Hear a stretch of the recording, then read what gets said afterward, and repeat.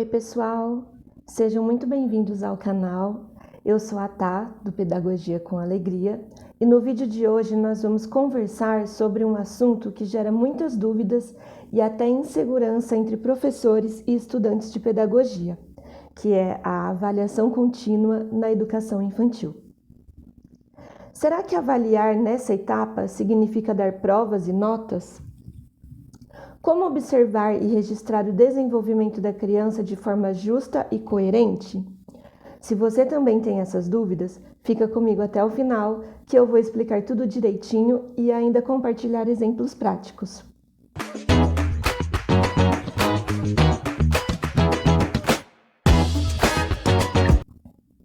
Primeiro, precisamos entender o conceito.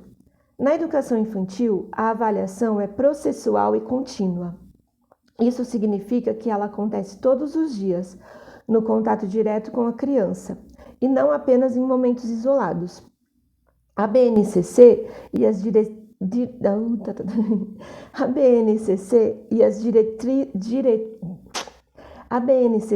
as diretrizes curriculares nacionais deixam claro: nessa etapa não cabe reprovação, não cabe nota. O objetivo não é medir, e sim acompanhar o desenvolvimento da criança. Então, quando a gente fala em avaliação contínua, estamos falando de observar, registrar e analisar as conquistas, as dificuldades, os interesses e avanços da criança ao longo do tempo. E por que a avaliação contínua é tão importante? Primeiro, porque cada criança tem seu próprio ritmo de aprendizagem. Segundo, porque o desenvolvimento infantil não acontece de forma linear. Ele é cheio de avanços e retrocessos. Terceiro, porque a avaliação contínua ajuda o professor a planejar melhor as atividades, respeitando as necessidades individuais de cada aluno, né? Assim, a avaliação deixa de ser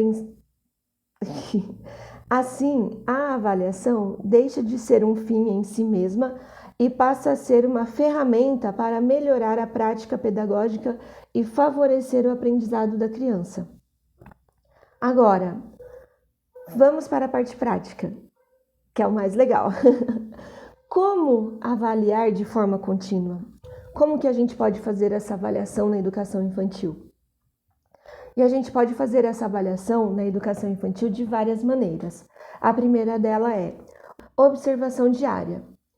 Durante as brincadeiras, nas rodas de conversa, nas atividades artísticas, o professor precisa estar atento às interações, atitudes e descobertas de cada criança. Segundo, registros escritos. Anotações rápidas no caderno de planejamento ou em fichas ajudam a organizar as informações sobre cada aluno. Terceiro,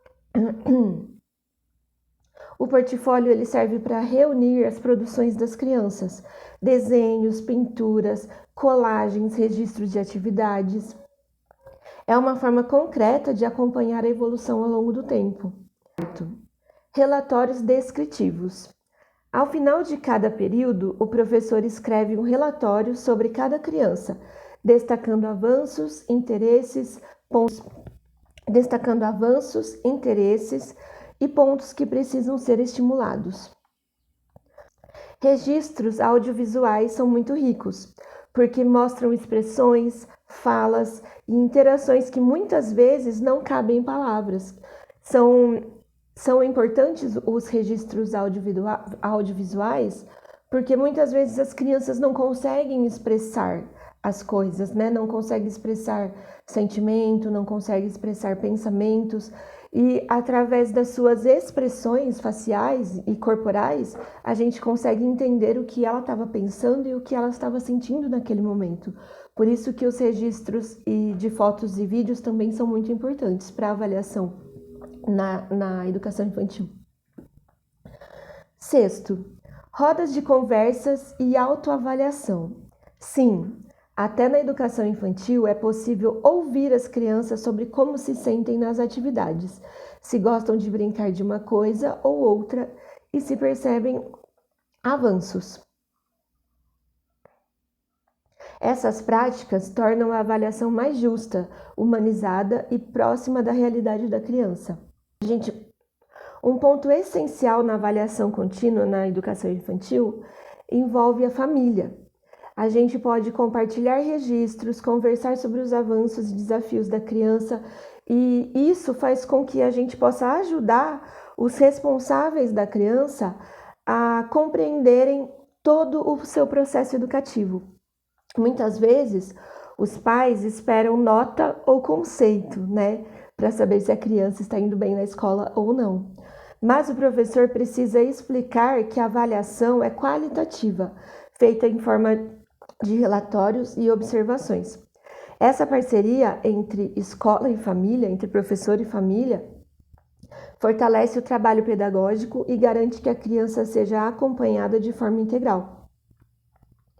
Algumas dicas importantes para a gente que está começando, porque eu também estou começando nessa área, gente. Também sou estudante de pedagogia, então estou aprendendo tudo junto com vocês. Não compare as crianças. Cada uma tem o seu próprio ritmo. Use linguagem clara e positiva nos relatórios. Evite termos como não sabe e prefira estar em processo de aprendizagem. Registre pequenos avanços. Eles também fazem parte do desenvolvimento. E utilize diferentes instrumentos de avaliação, que são aquelas que eu falei no começo: observações, produções e registros fotográficos. Lembre-se, a avaliação contínua deve valorizar o que a criança já conquistou e apontar caminhos para novos aprendizados. E aí, gostou do tema de hoje? Falamos sobre o que é a avaliação contínua, vimos por que ela é tão importante e conhecemos algumas estratégias práticas para aplicá-las na educação infantil. Agora, eu quero ouvir de você, que já trabalha em escola, como que é feita a avaliação na sua escola? Você já utiliza relatórios, portfólios ou registros fotográficos? Deixe aqui nos comentários, porque essa troca é muito rica e pode inspirar outros colegas. Se esse vídeo te ajudou, já deixa seu like, se inscreve no canal, ativa o sininho e compartilha com outros pedagogos e estudantes de pedagogia. Deve valorizar pontos